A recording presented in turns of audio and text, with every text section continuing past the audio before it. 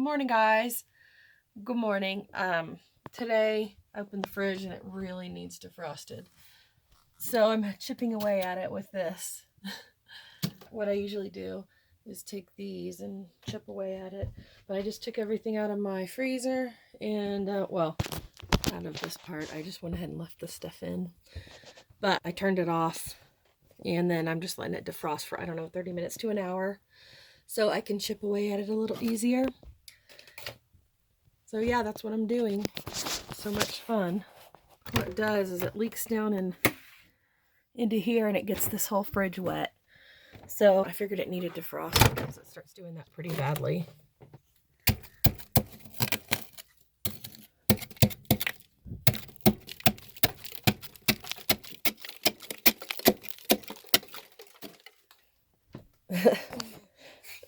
I've got a towel here and then a towel down here because I'm making a huge mess and I'm getting soaked. We're at this beautiful spot. Super peaceful. Yep. Got a beautiful yard.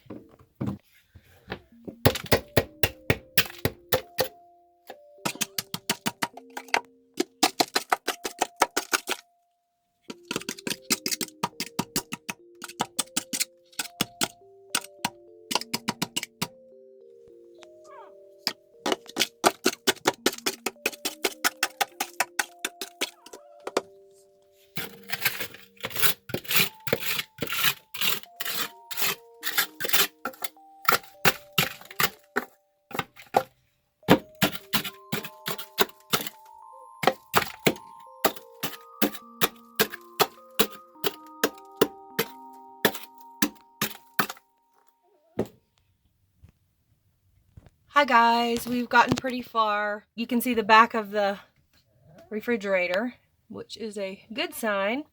Now once I get all this out, which I've gotten a lot of it out, I just tossed it outside. I got a Walmart sack and just put the ice in it and then toss it outside so it can melt. And then I'm gonna wipe it out, then clean it. It looks like there's a little bit of mildew here. So I've got to clean all that. I'm gonna take all this out, then wipe it down. But as for this, it's not in too bad a shape. I've done this twice since 2 or 3 times since I owned the motorhome. So it's not like it's a monthly thing. It should be, but I forget. So I'm gonna go ahead and finish and then I'll show you the final result. It's down here, of course, since it's the deepest and the coldest, it's having a little more trouble coming up. I've got most of it, but there's some stuck on spots and I went ahead and turned the refrigerator back on because it's been right around an hour that it's been off. So I turned it back on and I keep the freezer door open the whole time just before I start chipping away because that way it melts quicker. So I'm just gonna go start chipping a little more at this one.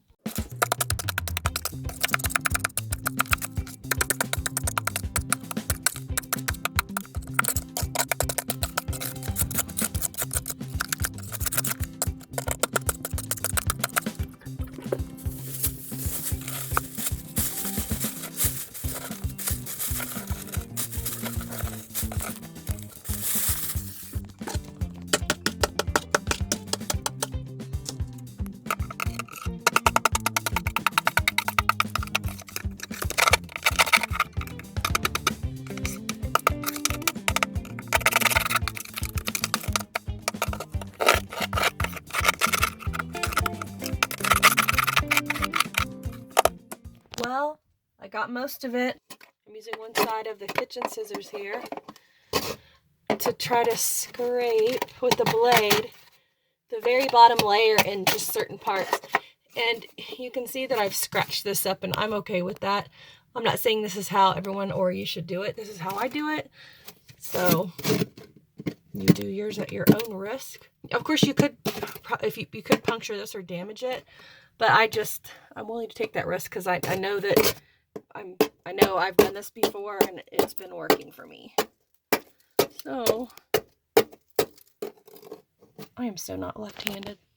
So I've gotten all the ice off. Now I'm just going to wipe out the rest of the ice chips with a paper towel or whatever you want. I had some I recycle my paper towels, meaning like I'll wipe up the counters and then with water or whatever, and then I'll let them dry and then reuse them for the same thing. Not for like our hands or something, but yeah. So now I'm going to do is just take a whatever cleaning solution you want to use and just kind of wipe it down. And then this mildew right here is bothering me, so I need to address this.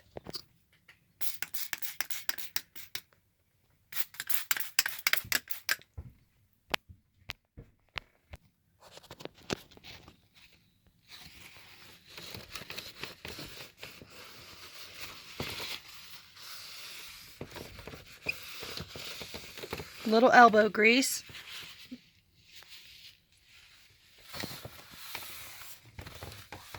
Doesn't take much. Even a toothbrush, like an old toothbrush, of course the one that you're not going to use again, you might want to take that and get it into the crevices here. But I'm just going to use the paper towel because I don't have an extra toothbrush. We just got new ones and I don't want to use one of those, people. I needed to apply some more cleaning solution, so.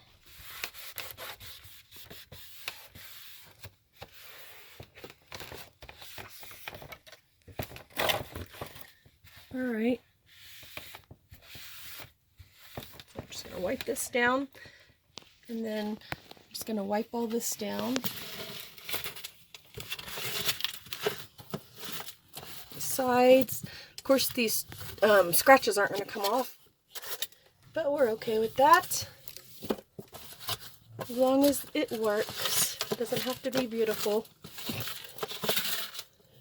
And it needs to be clean. See, all this junk is coming out of your freezer and fridge. Yuck.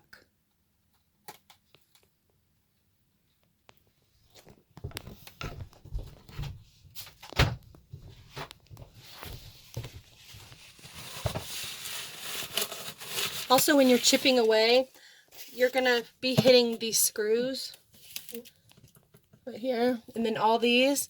So you have to kind of be aware, or you have to be aware of that, but just, I mean, I scrape them. I mean, it's just so I can tell that they're made really well and they're in there really well, but you don't want to always do that real hard, like with a metal scraper. That's why I use the plastic one, and that's what we had. So that's it. I'm just going to put my food back in there, and I'll just give you a quick, I should have shown, I don't think I showed the before, but the ice was like out to here, like it was bad. And then you also lose a lot of space in your freezer that way. So I'm just going to load that back up, and hopefully we'll have plenty of room. I also have a shelf that I took out, so shelf is back in. Now I can load. We normally keep a bag of ice here, but we're just about out.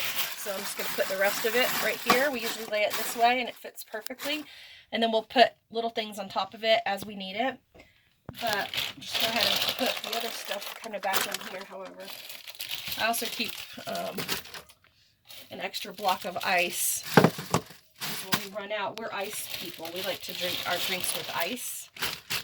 So we always like to have some in our freezer. And I have a certain, when I get like frozen meats and stuff, I have a certain way that I load, but I don't have all that much stuff to put in right now. I can literally get triple this amount in there. Here's some hamburger meat. You don't want to put that with your ice. You do not want to put any raw meat down here.